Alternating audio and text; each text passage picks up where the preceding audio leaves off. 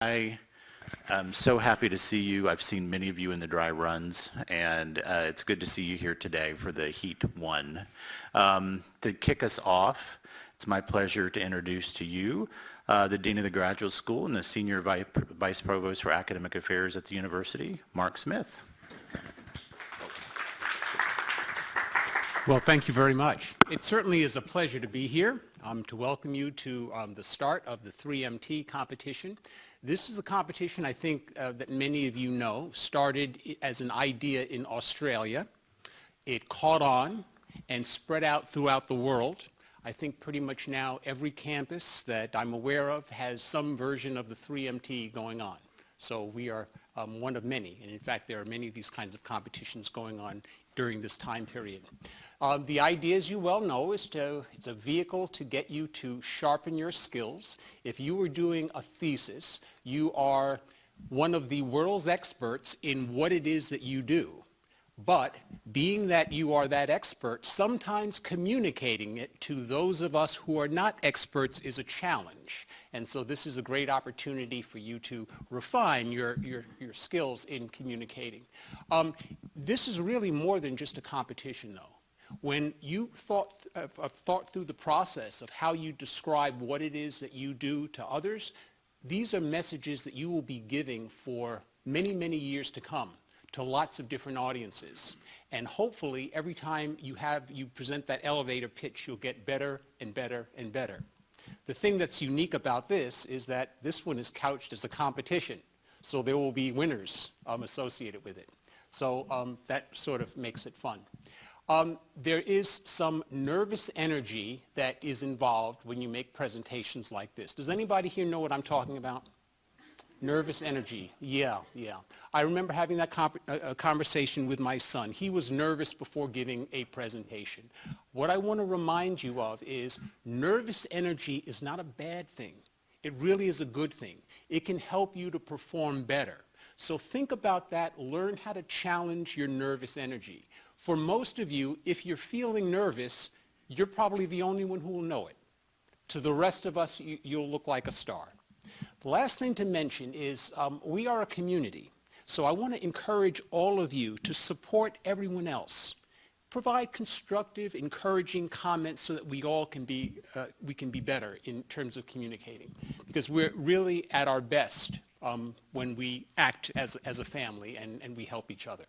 So with that, I would like to wish all of you the very best of success, and I look forward to hearing your presentations. I'm going to be watching all of them, but on video. But I really look forward to that. Good luck. Thank you, Dean Smith. And we have another thank you to the Graduate Coordinator Network. How many of you know who your graduate coordinator is? Yeah, for those of you who don't, we're going to worry about you. The graduate coordinators have a professional organization called the Graduate Coordinator Network, and they are our 3 judges today for these preliminary heats. A group of them will also be judges for the afternoon heats, and then tomorrow we will have people outside the university for the finals. They also are the organization that's paying all of the prize money for the winners, and they're also paying for the travel to go to the regional competition in Knoxville, Tennessee. So can we thank the Graduate Coordinator Network for their support? Thank you. Dean Smith did a really good job of just talking about the origin of 3MT, so I'm not going to really spend a lot of time on that. Just know that people around the world are doing this, and that we are part of the U.S. contingency and in the southern region of the United States, which is the next level of competition, and I can talk a little bit more about that later. But what I would like to do now is, I'm not going to read the rules to you, but I do want to leave them up there just so we're all clear. But there are a couple of things that I want to make sure we're all on the same page before we start, okay? One of them, the most important, is the time, okay? It's 3 minutes. No longer than 3 minutes, and use up as much of your 3 minutes as you can. There's a clock in the back. We've been talking about it. And if you go over 3 minutes, you're going to hear this sound. Yes. If you hear that sound, you're disqualified. Okay? We have not made exceptions in the past, so watch that clock. Even if you're not finished with your sentence, stop. Okay? I would much rather you stop and I don't get to hear your last sentence than to get you disqualified. okay? So keep that in mind. Watch that clock. If we have a technical problem, let's say you're starting, and that's the other thing I want to go through is how this works. When you come to the stage, wherever you want to stand, Renee will start the clock with either a gesture or a spoken word. So if you do this to start, she's going to start the clock. The first word that comes out, she's going to start the clock. If we have a technical problem with the clock and it doesn't start, you're going to hear that. And we won't do it unless it's, 3 seconds in or more. You know, if it starts a second late, I'm not going to worry about it. But if you hear that, unfortunately, I need you to stop. Anytime you hear that noise, just think, I need to stop, okay? It's like the ref blowing the whistle in a game. Just stop, okay? And then we'll have you restart so we can get the appropriate time, okay? The timekeeper will announce the time left at the end of your segment, so the judges will know how much time you left on the clock, okay? Hopefully you didn't bring any props. I've looked at all your slides. None of them seem to be moving. There seems to be no hyperlinks. There seems to be no music. It's all spoken word, so make sure we do all that. And as I said before, the judge's decision is final, okay? Hopefully you've looked at these two and you look at the criteria, but these are what the judges are basically looking at. And essentially, you've already written your script, so I'm not going to go through all of this, but presentation is very, very important. And so let me talk about this one a little more, the engagement communication. We moved the clock to the back because apparently some of you thought that would be a better idea, so it used to be right there. But there aren't a lot of us in here, but those of us who are in here, be sure to communicate with us. We want to know about your research, and at the end of this, we want to be left with, wow, I'd like to hear more from that person, okay? So there's that.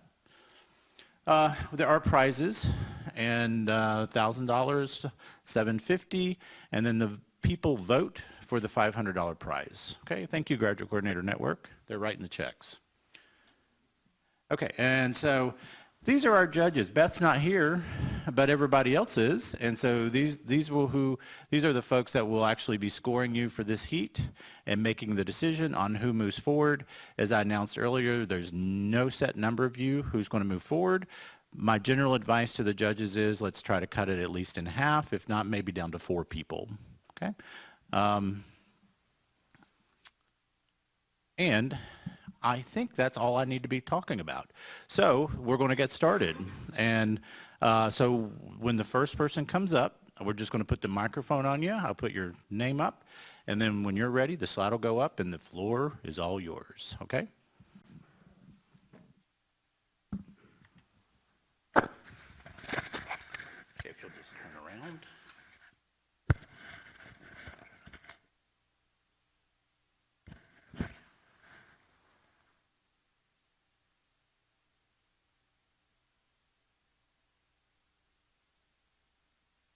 Many of us in this room know someone who's been affected by diabetes or Alzheimer's or cancer.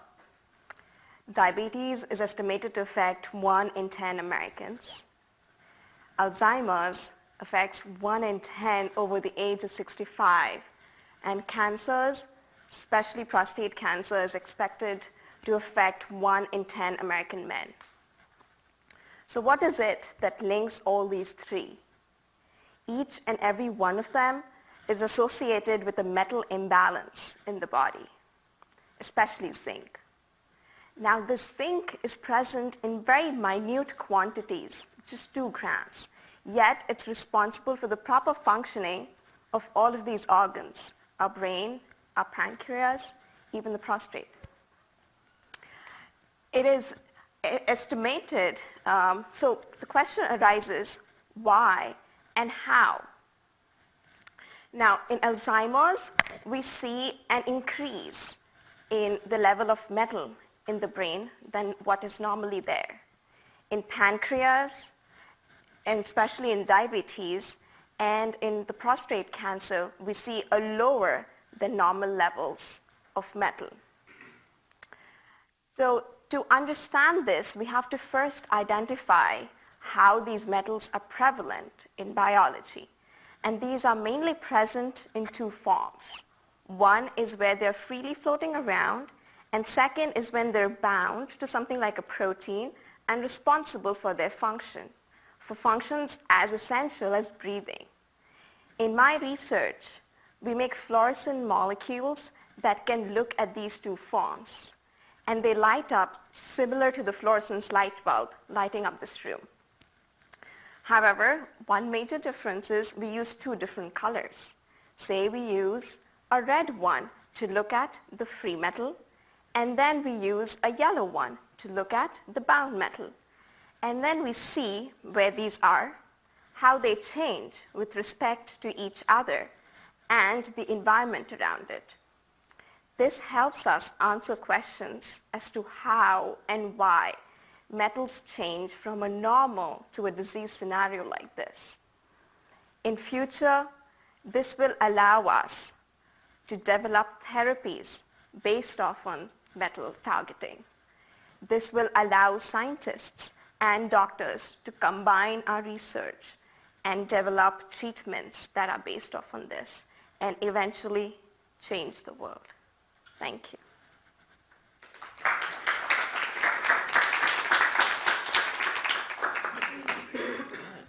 Thank you. Thank you. Okay.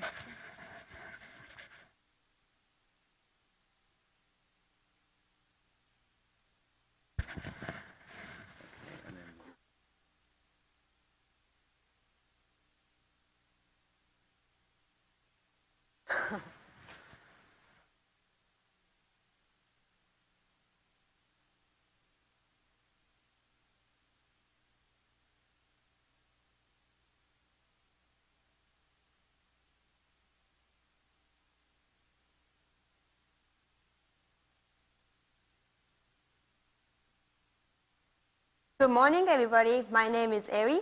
Today, I brought you one question. What do you think is the number one cause of the death in America? It's not a cancer. It's not a traffic accident. The answer is ischemic disease. So what is ischemic disease? Ischemic disease is defined by a disease caused by inadequate blood supply to the organ or the part of the body. Therefore, if it's happening at your head, it's going to cause a stroke. And if it's happening at your heart, it's going to cause a heart failure. And if it's happening at your limb of your body, it's going to cause peripheral vascular disease. And this peripheral vascular disease is my target disease. When you think of how to treat this disease, you first need to know why people develop this disease. One of the main reasons why people develop this disease is because of their bad eating habit. If you keep eating a fatty food, the fat or the lipid material will deposit on the wall of your blood vessel, and this blood vessel will keep occluding and eventually completely shut down your blood flow. The current golden standard care for this disease is to literally reopening up your blood vessel by inserting a stenting or a balloon. However, this method is very invasive, so that there is up to 40% of the chance that your blood vessel will reocclude again. Therefore, we don't want to use this invasive method. But how can we treat this disease without touching to the blood vessel? The answer is a protein therapy. In this protein therapy, all you need is to just inject a protein, and this protein will enhance our natural power to regenerate your blood vessel and restore the blood flow. The name of this magical protein is called transmembrane stem cell factor. And this protein is usually known for generating a blood cell. And nobody wanted to use this protein for generating a blood vessel. However, we tried it for the first time, and it was very successful. Here is some result of a mice study. We injected our protein to the ischemic mice leg and then waited for 14 days for the recovery. And red indicate a lower blood flow, and then the blue indicate a higher blood flow. We can clearly see a significantly higher blood flow recovery in the treatment group than the control. We are currently trying this method to the rabbit model and hope to achieve a good result in the human clinical trial. At the end, I would like to finish my presentation by saying that the future is not that far when we can treat this ischemic disease by just injecting the protein.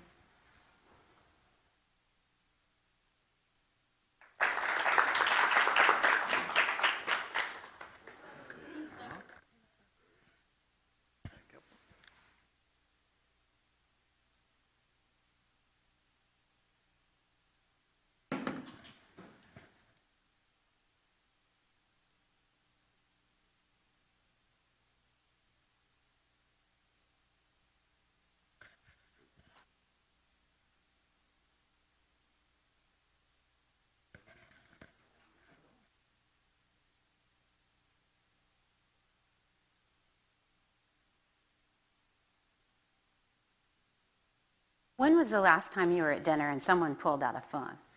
Or perhaps you were in a meeting and your own phone rang or buzzed, creating competing demands for your attention. Smartphones have changed our culture. As a result of the many benefits of phones, people take them around almost everywhere they go.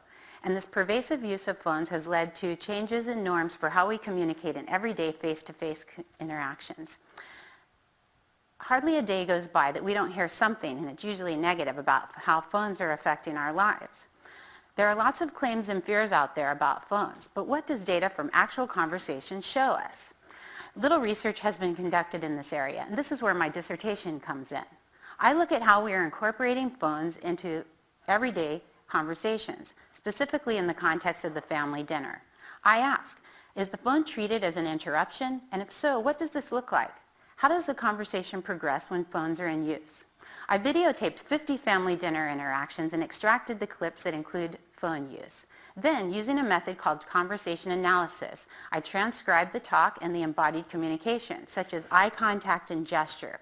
This approach allows me to consider the intricacies of communication. For example, we know that eye contact conveys attention to others, and it's also very important in turn-taking in conversations. But when we're looking at our phones, eye contact is missing. Through this approach of analyzing this various instances of this phenomenon, the switching between interactions we have with our phones and conversations we have with people in our presence, I have documented how moment by moment conversations progress when phones are in use. Now, in 2/3 of my data, I have found that it is adults, not children, who are using their phones. People may have rules for phone use in dinner conversations, but often it's the adults who are breaking the rules. I also have identified that we are developing strategies for incorporating phones into our conversations. For example, sometimes a person will be texting and they read the message aloud, and so other people hear it. Therefore, they are included somehow in that conversation with the phone. Now, I'm not claiming that phones are never isolating or disruptive. However, a closer look at conversations, a deeper look at conversations, reveals that it's not all negative. And from this research, I am showing the important role that adults play in modeling for children. I also am identifying strategies and the amazing ability that we have to adapt to new technologies and create new norms for productive communication.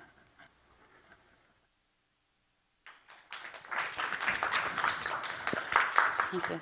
Thank you. Good job.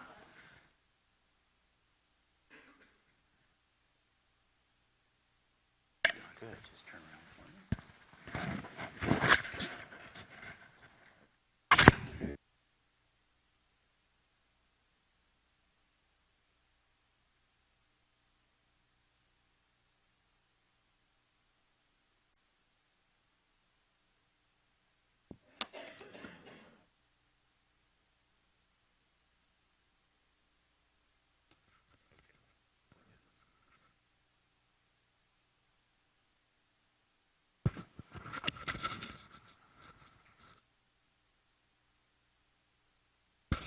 Just a second. Let's make sure the judges.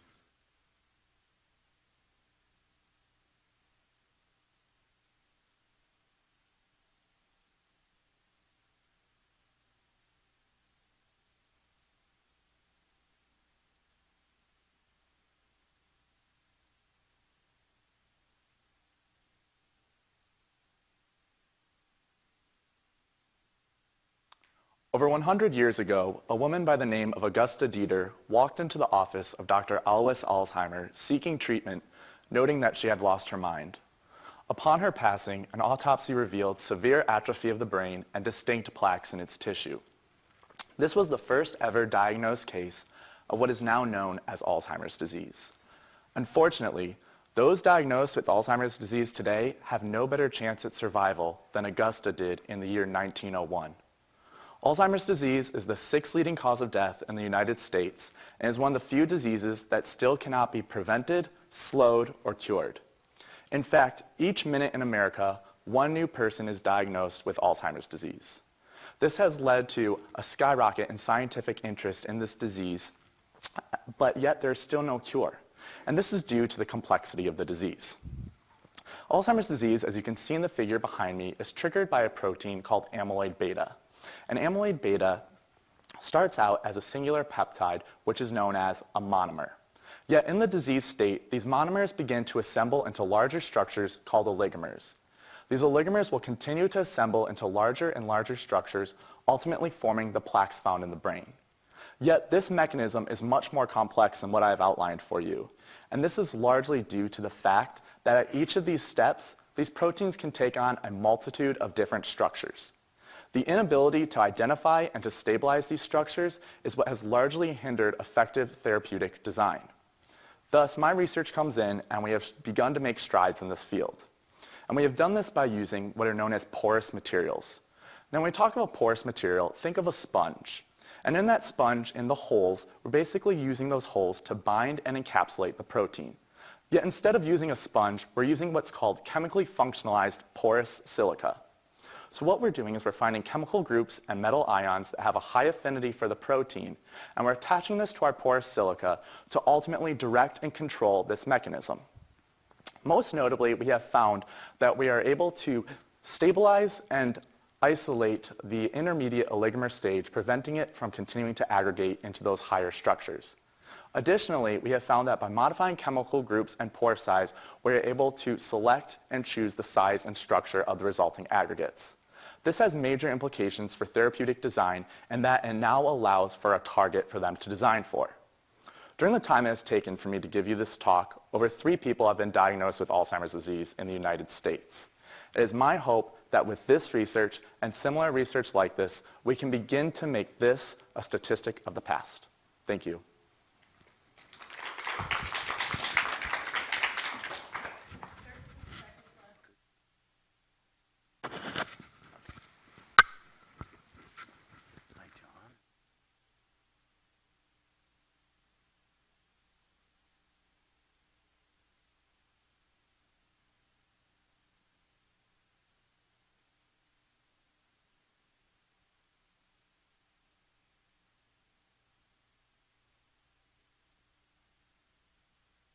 Sorry, he said just a second. Go back. Go back.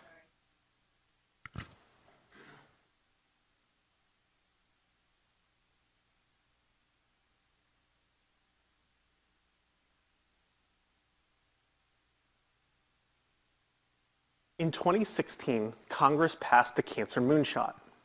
The idea was ambitious but clear. It was that the country that put a man on a moon could, if we applied our same energy, resources, and charisma, find a cure for cancer. But I think the analogy between cancer and space travel actually goes far deeper than that. You see, when we try to find cures for cancer or new treatments for cancer, we typically invent new molecules. We then test those new molecules in a sequence of tests to see how well they kill tumors. It's a needle in haystack paradigm, and then we act confused when these new molecules we developed are modestly effective at best. You see, it's the equivalent of if we were trying to get to the moon, but we solely focused on building new engines. And we wondered why those new engines weren't taking us to the moon. We only got to the moon by creatively and rationally combining multiple parts. Engines, sure, but also wings, platforms, pumps, and more. In my research, I developed new therapeutic materials for cancer. These materials are nanostructures of multiple therapeutic molecules. For example, I take a recognitive molecule, which is able to recognize the tumor surface, and couple that with an environmentally responsive molecule. That one can retain chemotherapeutics through circulation, but when within the cell, release it, allowing for therapy. In the absence of the targeting molecule, the drug would just get released in all cells, leading to the same side effects we're used to. The targeting molecule by itself would find the cell, but it has no way of killing it. Only together are they both targeted and therapeutic. In the first 3 years of my thesis, I focused on proof of concept of my chemistries and on platform development, optimizing the ratios of recognitive and responsive material. In the final 2 years, I've invented new devices and new methods of testing to better quantify how my material performs in blood circulation, in healthy tissues, in tumors, and once it enters the cancer cell. My final technology has been optimized to deliver multiple therapies directly to colorectal cancer cells. It was a creative combination of many parts, not a single miraculous part that brought man to the moon. In the future, I expect it will be a combination of multiple therapeutic molecules, not a better chemo drug that is a cure for cancer. Thank you.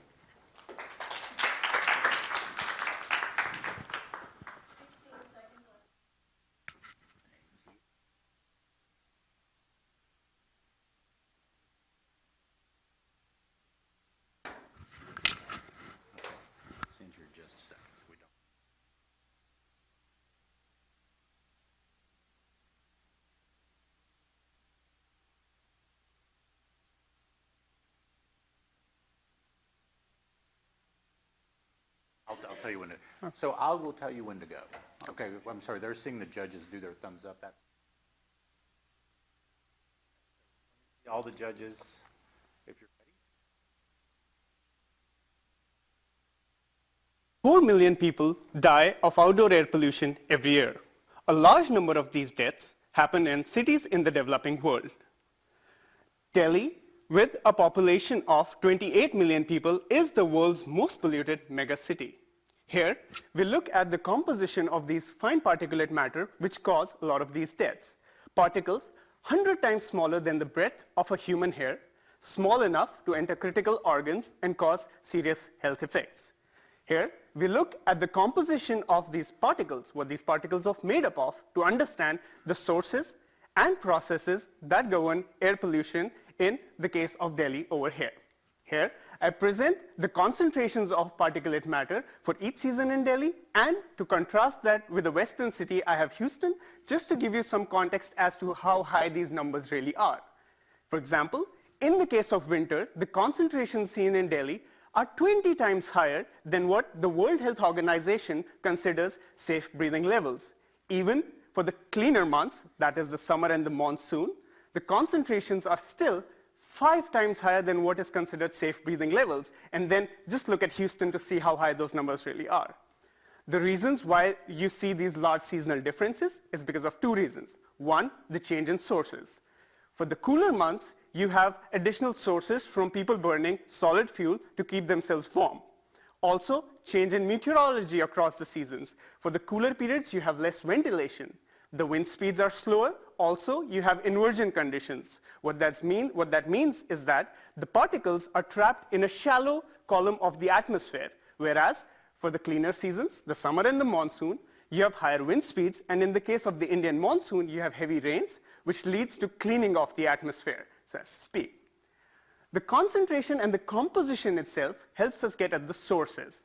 What we found for Delhi was that the sources leading to this air pollution problem were local in nature. That would be things like burning solid fuel for cooking, for heating, vehicular emissions, and industrial sources. One such source gave us the chloride that we see in the pink over here. What was happening was hydrogen chloride gas from industry was reacting with the ammonia gas present in Delhi and forming ammonium chloride, which we see, giving us the chloride concentration that are the highest observed anywhere on the planet.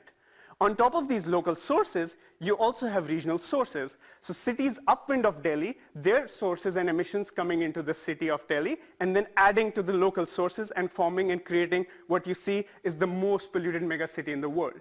So to clean Delhi, we really need to look at both in terms of the local context and in terms of the regional context. Also, the lessons from Delhi are directly relevant to developing cities around the world with similar sources, and generally to all cities across the world. With that, I would like to thank you for your time.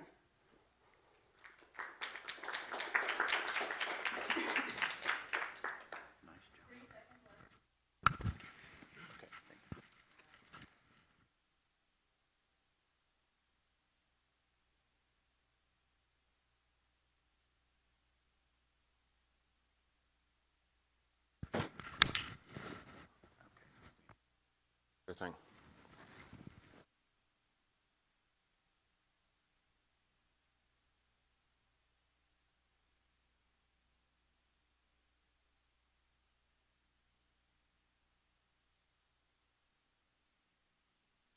I'm investigating cultural identity and interaction between ancient Greeks and indigenous Sicilians and Italians by studying their money. Money is not only a means of exchange or a store of wealth, but also a strong expression of culture and identity. I trace the native influence on Italian and Sicilian coinage by addressing previously understudied technical aspects of these currencies, like weight standards and whether people preferred bronze or silver currency. These technical aspects, informed by unspoken or even unconscious cultural assumptions and habits, can be better indicators of cultural influence than the self-conscious selection of imagery and motifs. Take, for example, the first US silver dollars, with a bust of liberty and an eagle in a quintessentially American image.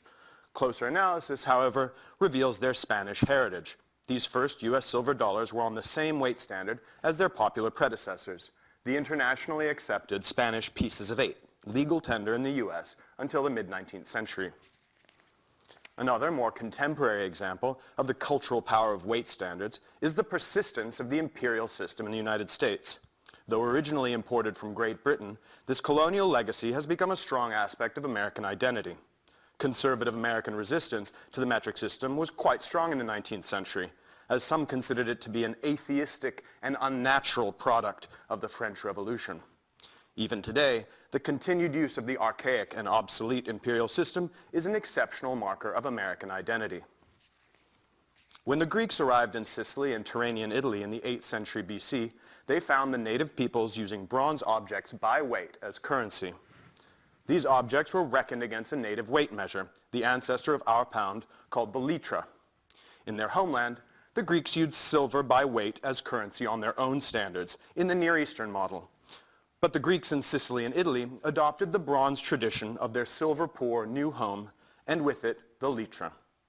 This native bronze pound had a massive impact on the monetization of Italy and Sicily. Starting in around 550 BC, Greek cities minted silver coinage on the litra standard. The natives soon followed suit, in part because of Greek efforts to integrate their own silver system with the local bronze standard. This silver litra standard allowed for conversion between the two systems. Until recently, the traditional colonialist model of Hellenization, in which civilized Greeks introduced silver coinage to primitive foreigners, has obscured indigenous agency. I've found, on the other hand, that the indigenous peoples adapted Greek-style coinage in a way that conformed to their traditional notions of currency exchange, highlighting the persistent influence of local culture on the monetization of Italy and Sicily. My results stand in stark contrast to the traditional view of coinage as an import adopted wholesale by the natives, and suggest the pre-Greek inhabitants of Italy and Sicily had a much greater agency than has been recognized previously. Thank you.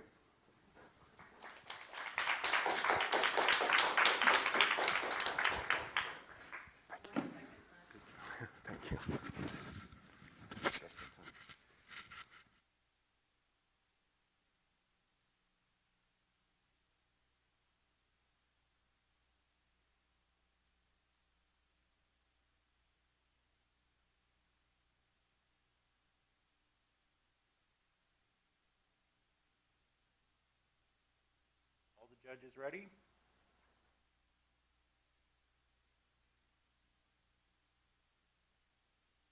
$14.5 million hours.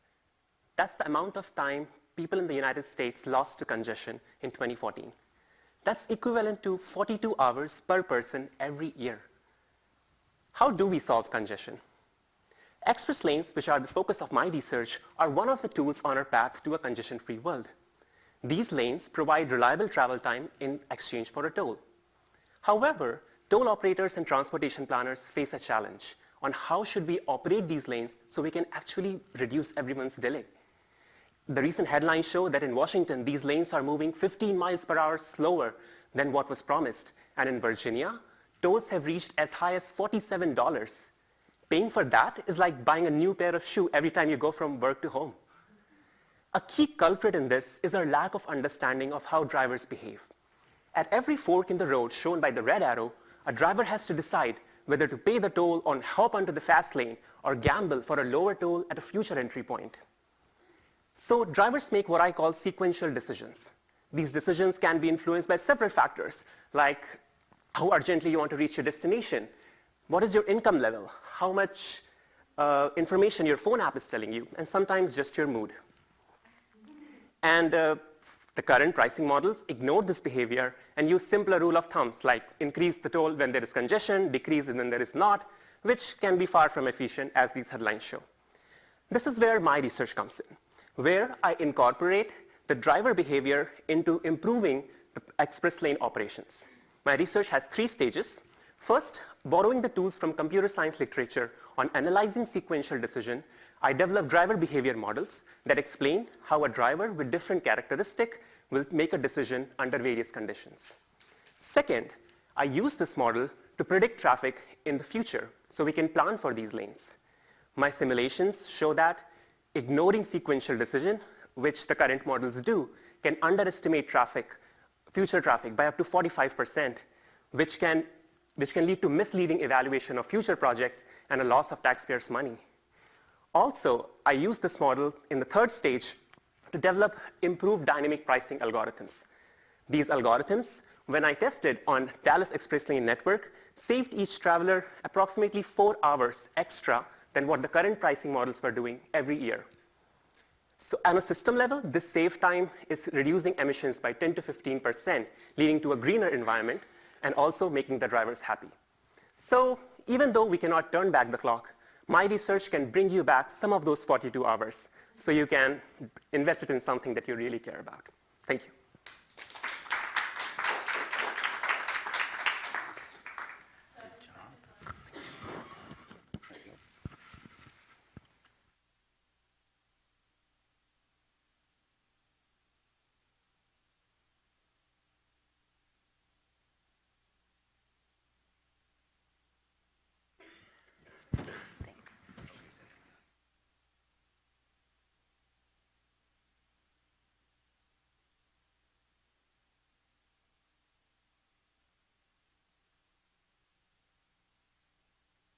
Who are the most marginalized persons in education? This is actually a challenging question, but by far, persons with disabilities are the most marginalized. Do you want to know a little secret? It's actually a group of people who are even more marginalized. Persons with disabilities from developing economies, like Trinidad and Tobago.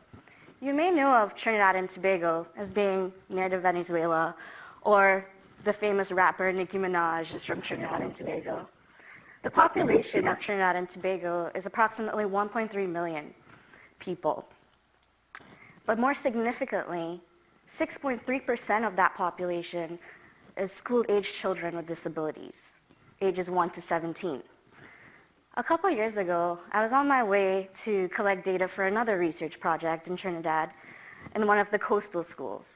I drove past a beach and I noticed one little boy just playing by himself, unsupervised, on a Monday no less. It made me realize just how important my research is to improve access to education for people with disabilities and for all students. Interestingly, one of the findings from my research was that 47%, I repeat, 47% of parents felt compelled to keep their children at home due to the lack of services available for them. My research today focuses on teacher perceptions of inclusive education in Trinidad and Tobago. Teachers are an integral part of society and in the classroom, and understanding how they view their students is instrumental in understanding how policy can be changed. I am conducting a national survey for all teachers, both general education and special education teachers. This is not an easy task, but I find it very, very important to understand what all teachers view students with disabilities as and what they think of it. What is their philosophy to include students with disabilities in the classroom? Inclusive education is defined as an all-embracing philosophy, movement, and process. For students with disabilities, it allows them the opportunity and the educational opportunity to be a part of the general education classroom, participating and learning with peers just like them, as well as other peers without disabilities. In the scant amount of research available on Trinidad and Tobago, mind you, the first attempt to implement inclusion was in the 1980s, and that was unsuccessful due to the lack of supports available, as well as a lack of teacher preparation. Empowering teachers is instrumental and will help improve policy changes in Trinidad and Tobago. Thank you.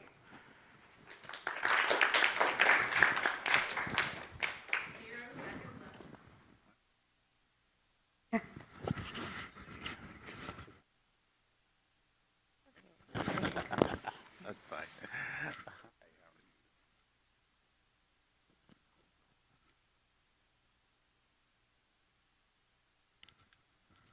I'll tell you when to go.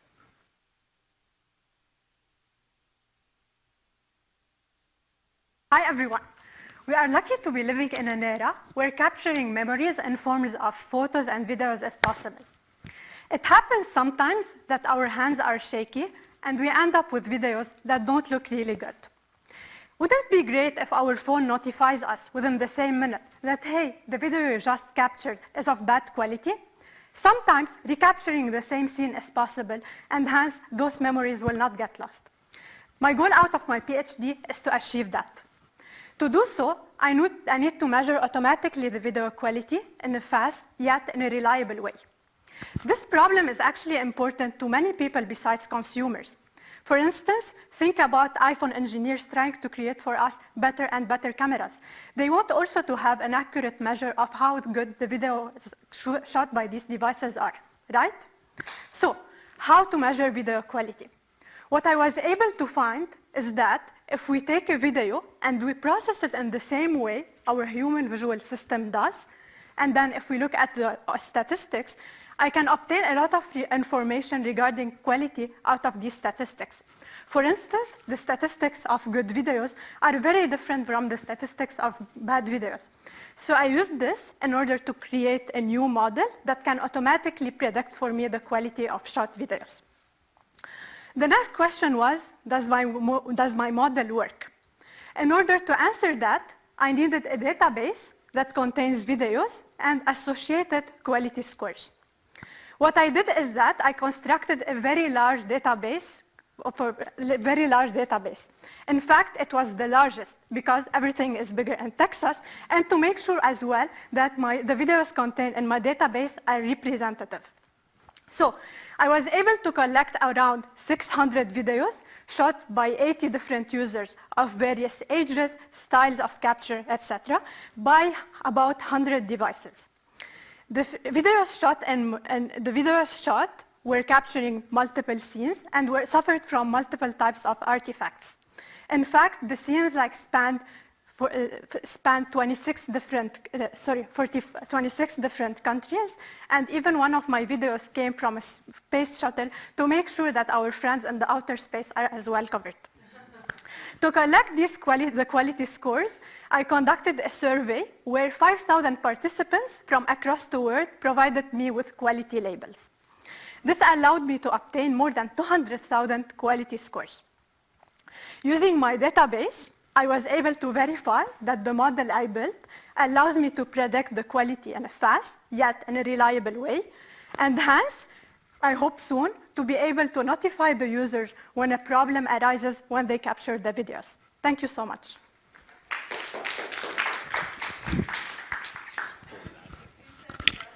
Good job.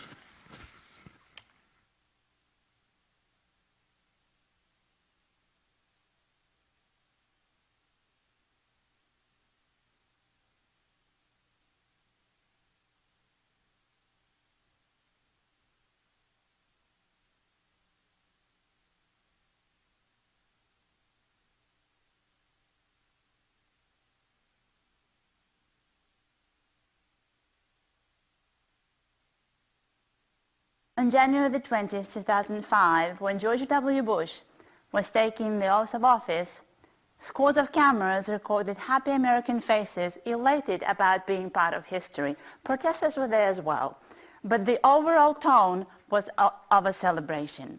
In contrast, when a decade later, another Republican took the very same podium, the news report came as account of a funeral procession, and the grieving nation was reportedly bracing itself for the worst. So was this an accident, a spillover from a bitter campaign?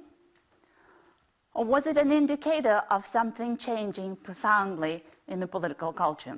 I'm a communications scholar, and I study the news in order to understand how the news participate in maintaining the social and political order.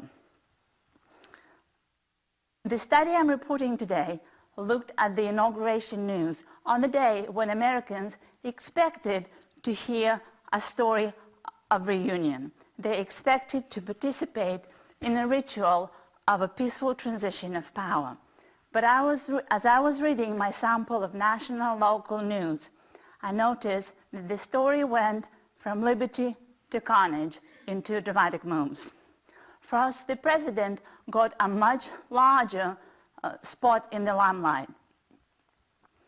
Moreover, Donald Trump decided to give a campaign speech.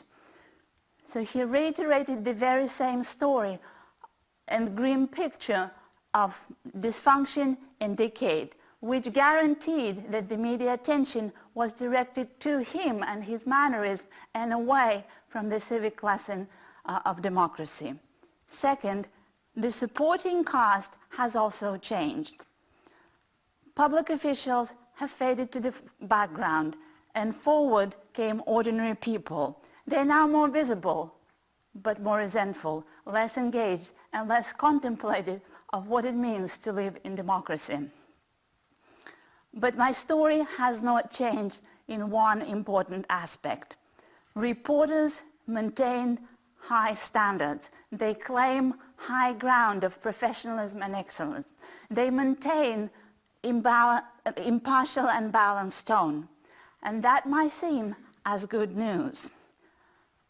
In the current climate of constant blame laid on the media about escalating polarization and partisanship, we might think that we have found a solution, an impartial media, but we should not forget that I'm looking at a special event. On a regular day, things are different and stakes are very high.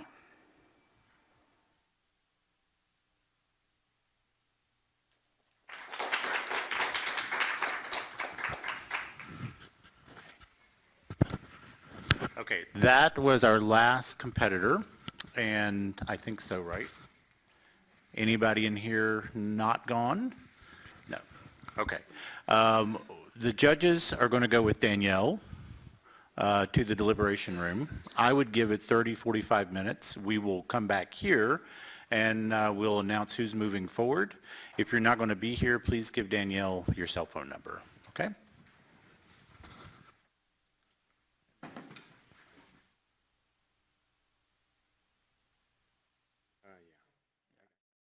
I have a slight headache because that was an interesting trial. I wish all of you could go through, but we just can't. It's competition. Those of you who are going through, if you want to talk to me and see what the feedback is, I can give you some. Those of you who are not going through, I can talk to you about some of the feedback, but it'll probably be next week, okay? These are in the order of the presentations, no particular order. There was no like first, second, third, nothing like that. The first one going through is Takamatsu. Is she here? Okay, we'll let her know. Michael Lucas. Is that you? Okay. John Clegg. Is that you? Yep, okay. Mr. Pandey. Is he here? Oh, he's not here. And Sino. Is that you? Okay. Yeah. Yes. Congratulations. Those are the 5. So congratulations to the 5. Thank you all for participating. If you're not graduating, I'll see you right here next year. We have had people come back on multiple times. And again, if you want feedback, let me know and I'll provide you some feedback. Okay? Thanks.